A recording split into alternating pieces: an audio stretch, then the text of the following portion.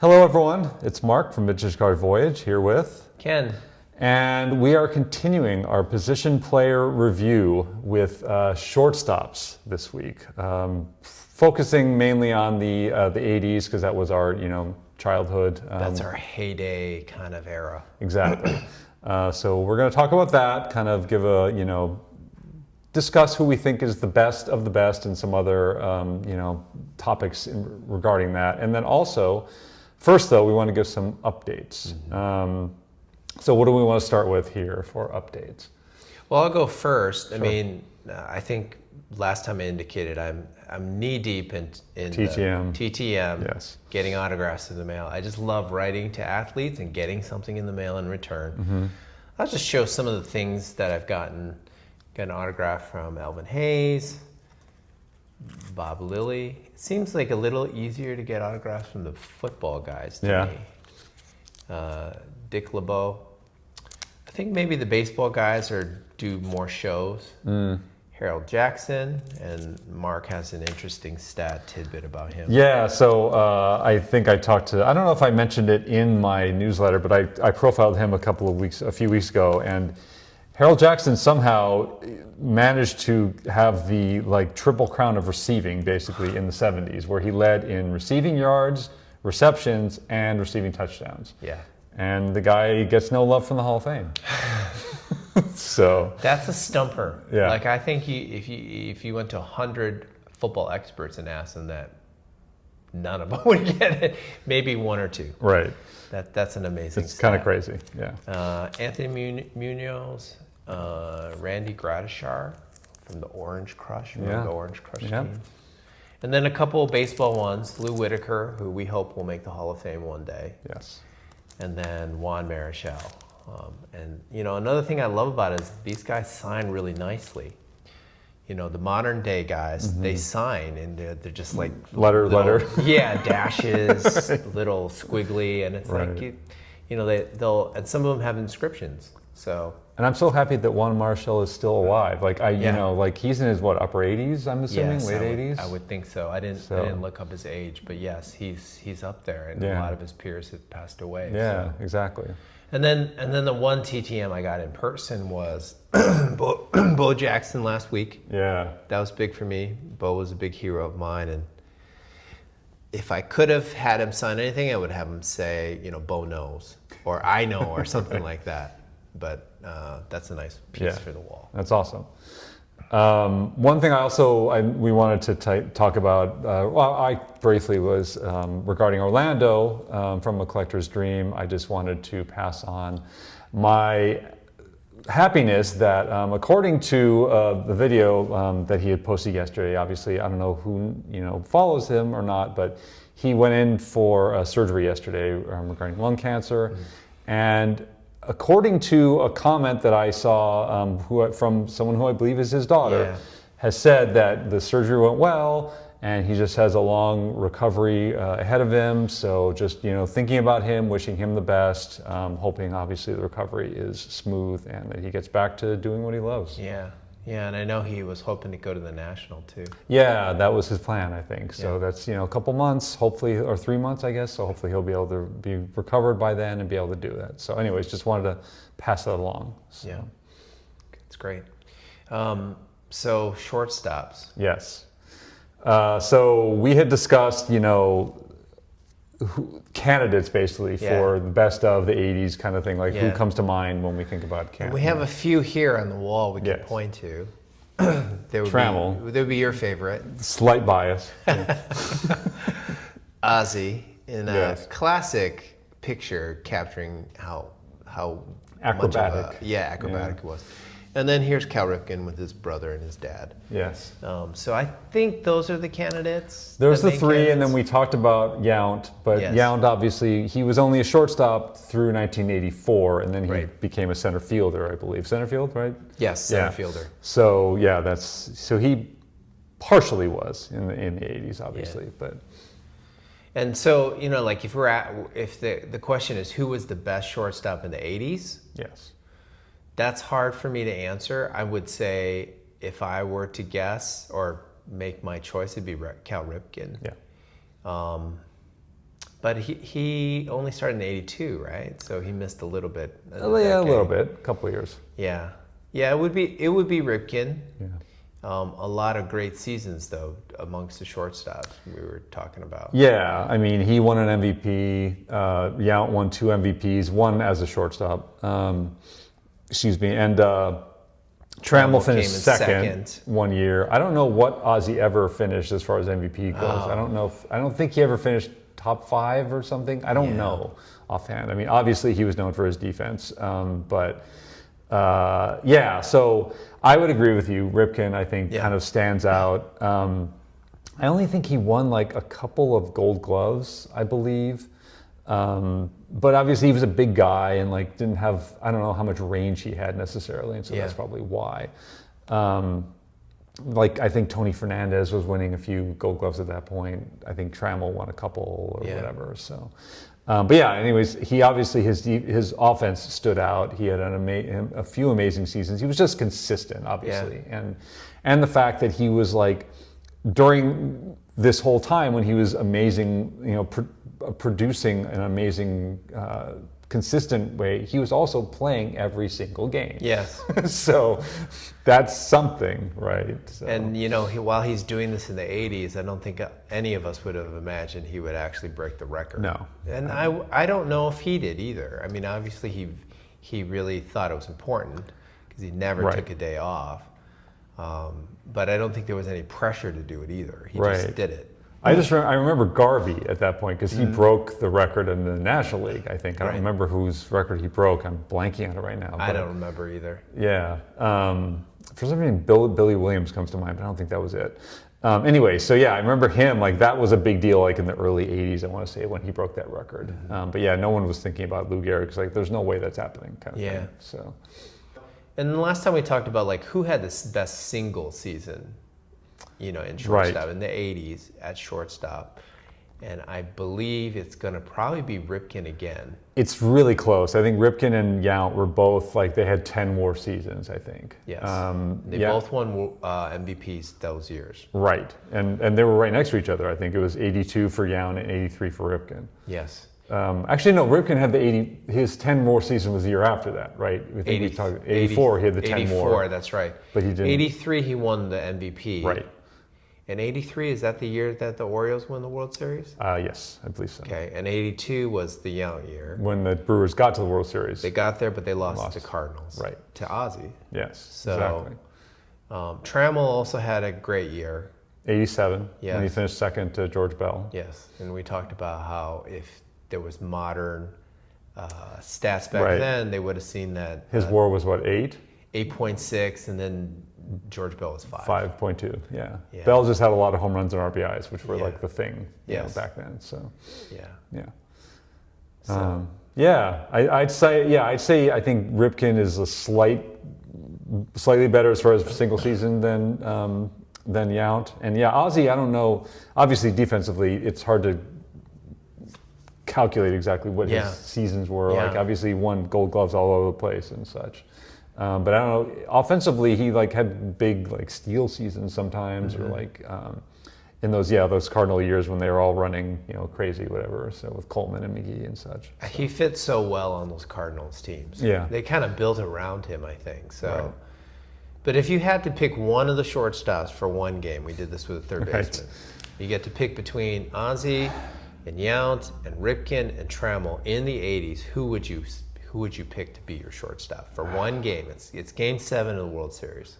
I mean, Ozzie hit that home run against Nienfuhr. Was it '85 to get to the World Series? I believe. Yeah. I mean, for whatever reason, I lean toward Ozzie because like defense is so important in those like crucial games. Right. So I would kind of pick Ozzie. That might not be the best pick, but I mean, he steals, he gets on base, and you know, so I'm going with him. Yeah, I did not look up the playoff performances of those players. All of them were in the playoffs. Right. In my mind, I'm thinking not Ripken because I don't know how good defensively he is. So that limits me. And I wouldn't pick Ozzie because of the offensive issues. Right. So I come down to Yount or Trammell, and Yount stopped playing shortstop. So I probably would go with Alan Trammell. Wow. All right. Did he do well in the World Series? Do you remember? I don't remember him doing anything notable in the World Series. Okay. I think it was Gibson was kind of the big deal in '84, and yeah, they didn't get to obviously World Series after that. But I'll take Trammell. That's More not- like all around, good Sure. defense, good offense, and consistent. And maybe that's the wrong choice, but If I have any family members who are watching this, they're probably going to be like, I can't believe you didn't choose yeah, Trammell. I'm kind of surprised he didn't pick him either. Honestly, Yeah. yeah, Try not to pick, biased favorites or whatever. So. yeah. That's why I didn't pick Chris Spire because he was the ex-Bush shortstop during Right. that time, but he was not that good. So. And then we're also supposed to talk about like the favorite card of these shortstops too, right? So Yeah. I kind of lean toward the Yount, I think, from at least thinking about like the rookie cards. Yeah. I don't have the 82 Ripken. I'm sorry, I have the 82, the regular Ripken, but I don't have the traded. I've never gotten that. And that's a cool one, but I feel like I want to think about the ones I have actually own. Yeah. And I like the Yount. Yeah. Because I love that set. That's a great choice. It's probably the most valuable, although the traded one for Ripken would be my choice. Well, the Ozzie Smith is probably, if you're getting it at a 10, that's probably the most valuable because it just doesn't, none of those ever center. Right. So that might be, the Yount is close, I think, Ozzie, and obviously the other traded one is pretty close too, I think. The Ozzie one's cool because it's the Padres uniform. Right. It's just a headshot. Right. But I think I'd go with the Ripken traded card. That's my favorite. Are we missing? Trammell obviously was on the Molitor one, so that's a pretty cool card, but it's, not just him. It's four it's guys. four-headed. So, yeah, and I recently got through the mail Molitor. Ah, nice. Yeah, I don't think Trammell signs through the mail, so. Yeah. Come on, Alan. Maybe I shouldn't have picked him anyway. Yeah, so I think that's wraps it up for the shortstop section. So We'll move on to another position soon, next week, time. yes, we'll figure that out. Yeah. But do you have a trivia question for me? You probably will get this. Who knows? But in the '80s, who was an all-star other than these people that we talked about in the American League? Who was a shortstop in the American, like a starting shortstop? Who started as an all-star that wasn't that's Ripken, a good question. Yount, or Trammell? Wow. I'm thinking it's Tony Fernandez. No. No? Bucky Dent. Oh, I thought about that, but then I thought Bucky Dent's more 70s. He was 80-81. Yeah, he just snuck in there. Yount was a shortstop at that point, and he had good years, but for whatever reason, and this is something we actually talked about beforehand, Robin Yount was in 3 All-Star games in his entire career. Which is an amazing stat. I don't even know how that's possible. And he had a very long career, too. Yes, 20 years. Yeah. I don't know. There was an article I looked up on ESPN.com that kind of covered this and how, like, when he was, a shortstop, it was Ripken, it was obviously Bucky Dent, and, Trammell a little bit. Not Trammell, I don't think was All-Star. Maybe he was All-Star in '83, '84 maybe. But yeah, Yount was 80, 81, and 83, I believe, were his 3 All-Star appearances, something like that. And then he changed to outfield, and then it was like Puckett, Winfield, Rice, whatever, like Canseco, all these guys were getting in there and just being named all-stars, and he wasn't even making it as an alternate, which was crazy to me that that didn't happen. Well, probably, playing in Milwaukee didn't help from a popularity standpoint. So he probably wasn't getting voted in as a starter. Or maybe Molitor was taking all his slots as far as like the one Brewer that was being named or something. Yeah, it could be. And then, and I'm guessing Molitor more than 3 All-Star games. But my theory is that he didn't get voted in because Winfield, Rice, they're in bigger markets and great players. Right. And Ricky probably. Exactly. Henderson, I didn't mention him, right, Ricky. And then you got to make it on merit, like having a big year. Or being the only person on your team. Yeah. Kind of thing too, usually. Right, that helps a lot. Yeah. So he's got the like triple reason to kind of block him out, and Yeah, I'm just trying to think, like, the Brewers, like, because Molitor left to go to the Twins in, what, 89 or something? 90? I don't maybe remember what year. I'm blanking. But that Anyways, sounds but, about right. and then, like, so who would they have had to, like, go to the All-Star game if it weren't for Gorman her? Thomas.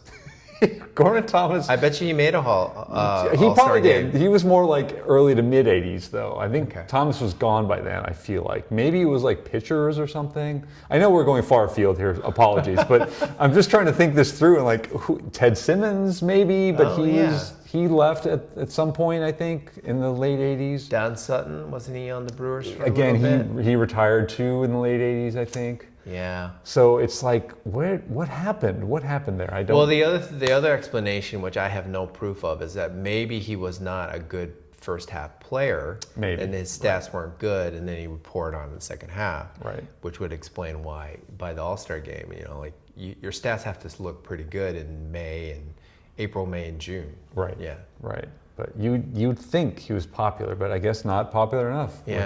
Like you And said. then if in comparison, we talked about this. Trammell 6 All-Star games, Ozzie 15, Ripken 19, Yeah, exactly. which puts him in like rarefied air in Right. terms of All-Star games. Yes, yeah, we discussed this earlier that Hank Aaron has the most with 25, 25. which is crazy. I Yes. feel like there was one year then they had 2 All-Star games in the 60s or something. It like could be. that. I don't remember. I feel like that's the case. Like that's why Willie has 24, and Musial has Musial's 24 as 24. well. It's like there was something going on there where they had multiple All-Star games. People, I'm sure, will correct me on this, but I feel like that was the case. Yeah. And Ripken has the most All-Star games since any player 1980 on. Oh, I'm sure. The last Jeter might be 50 close. years. Yeah, maybe. But I would go out and say, like, I don't think there'll be any player going forward to have 19, unless there's a LeBron James baseball player out there. I don't know. Yeah, I can't think of any. I mean, like Shohei would have to play for another, like but he started late, so he's not going to do it either. Too late for him. Yeah, Maybe Juan Soto. yeah, that's a possibility. He's very young, and Or Harper. Does Harper make it every year? feels like he does do that. And then like Vlad Guerrero or Tatis, they kind of started pretty early on. Yeah. So maybe, but yeah, you'd have to start pretty early. Like Yount, when he was like, well, he obviously didn't make it. He was 19 when he started. Yeah. Ripken was probably 21 or 22 when he started. He was pretty young. Yeah. Yes. Yeah. Well, anyways, I go on record saying that I don't think that's a record that'll be broken. I don't think his the 19 consecutive playing game record will be broken, and I don't think his 19 All-Star games will be broken. He ended up with what, like 20? Was it 2,400 or 2,700? 2,700 games. Games? I don't remember. Maybe It was I'm wrong. a huge number. But I feel like he went a few hundred past Yes, Gehrig. he made sure he shattered that record. Exactly. Yeah. Anyways, so what else did we want to? There was a. Oh, did I give you a trivia question yet? No, you didn't. Okay, actually. so it's more or less stat question, but looking at the WAR, which current shortstop or whoever's listed in shortstop has the largest WAR out of the current players? I'm really bad at this because I'm not good with like. If it helps you, he's 23rd on the list overall. Machado? And he has No, 50. His Machado's WAR not is second. 50. Machado's third base, right? He's Yeah. not shortstop. Although I think he might have played some shortstop in the beginning, but it's not him. Not Machado. Okay. I really should know this, but I just don't know shortstops well enough, so I'm going to have to claim ignorance on this one. You want to just throw out a shortstop? Any random shortstop? Javi Baez. No, not Javi Baez. I know Although it's not Javi him. is having a bounce back year. Yes. Lindor. Oh, that's I should Francisco have known Lindor that. was Should have known 50 WAR. And then second out of the current players is Carlos Correa at 44. Yes, he was. It's funny, like so. I know we were talking fantasy recently. Like I'm in a couple of fantasy leagues. I don't think he's been drafted in either of our leagues. Yeah, is he playing right now? He is playing, I believe, Okay. but he's not With been the picked up. Twins? I think so. Yeah. The fact that we don't know this thing that's kind of scary, but yeah. And then Xander Bogaerts, Yeah. 40. Corey Seager, 38. I mean, Baseball Reference still has Andrelton Simmons as current, but he's not. No. And then Trey Turner, 36. Maybe Andrelton Simmons hasn't officially retired yet. That's probably what it is. But out of that group, Turner, Seager, Bogarts, Correa, and Lindor, who do you think has the best chance of making the Hall of Fame out of that set of players? I'd say Seager and Lindor. Yeah, that's where my head was too. Although Seager, I think, has had some injury issues Yes, in he some of has. the years. Certainly the best hitter. I would go with Lindor. I feel like he can Yeah. play for another. He's still, in his peak form. Is he early 30s? Let's look that up. I don't know. Let's see. He is 31. Okay, yeah, definitely. He'll definitely Yeah. accrue enough stats because he's at his peak right now. Yeah, and he his first season he was 21. He has 1,529 hits now. Wow, he could hit So 3,000. He could get there. I mean, It's possible. so hard to do that these days. So Yeah, and his career OPS is 819, so pretty good. yeah. Never won an MVP. Came in second 2 years I ago. was gonna say, yeah, he's definitely had some solid seasons. He has 254 home runs. That's So incredible. he'll probably get to 400 home runs. So Wow. if you got to 2,500 hits, 400 home runs, you're in. Yeah. Yeah. As a Especially shortstop. Shortstop, Yeah. yes. Yeah, exactly. Yeah. So maybe go out and get some Lindor rookie cards. I've been meaning to, actually. I don't think they're that expensive. I have one, I think. I don't. It's not graded. It's just a raw, and it's one of those like kind of random ones Yeah. that Topps put out that year. But yeah, no, he's definitely a good one. So you don't want to bang on the table for Correa or Bogarts or Trey Turner? If it had been 4 years ago, I would have said Correa for sure. But that guy is just his career has fallen apart. Yeah. I feel bad for him. Yeah. I mean, I like Trey Turner a lot, and I think he's very good. But I don't know. Has he been? He's also 31. He's fallen off for some reason the last couple of years. He's Am I had a wrong? little trouble. No, you're right. He has not been as good with the Phillies as he was with the Dodgers and the Nationals. Nationals, right. And when he was on the Nationals, I was convinced he was a Hall of Fame player. Yeah. Bogarts has had great years, and then just kind of like he's out with the Padres, right? He's doing like okay. Padres. I think he's pretty good still. Okay. He's kind of a sleeper, I think. Huh. But Trey Turner, his OPS is higher than Lindor. I would not have guessed that, Not except I would. just looked it up. And it's, Yeah. he has an 827 OPS. Because he doesn't have that many home runs relative to Lindor. He's got 172, so he does have some pop in his bat, which Right. surprises people. He has 285 stolen bases, Yeah, exactly. but his stolen bases have come down. He was like in the 50s. 40s. Yeah. Didn't quite get to 50, Okay. but like last year he had 19 steals. When he should be getting more with the larger bag, and when everyone's stealing all the time. Yeah, So. but he's 31 also, Yeah. so probably he won't get in the Hall of Fame because of his stolen bases. He will not. Yeah, no, but I really like Trey Turner, but I'm with you. I think Lindor maybe is the only one out of that group. Seager, yeah, it just kind of depends. I don't know how old he is right now. Like I think is he late 20s still, or is he early 30s? Let's take a look here. He might be early 30s. I might have made as a well. mistake with this. What happened? We'll figure this out later. Yeah, I don't think we want to wait for the answer No. about how old he is. We'll figure it out. I think some people know that already too. Let's still look at it. 31. Okay. Wow, They're all right around that? 31 years old. Yeah, So interesting. Lindor, Turner, Seager. and Seager, all 31 years old. Yeah. Okay. So, do we want to wrap this up with the opening? Yeah. Or So I got these rack packs just for fun, 91 set. And I thought me and Mark would open it up. The winner is the one who gets the most shortstops that we have discussed today. So that since would they be, all are still playing at this point. yes, that would be Trammell, Ozzie Smith, Ripken.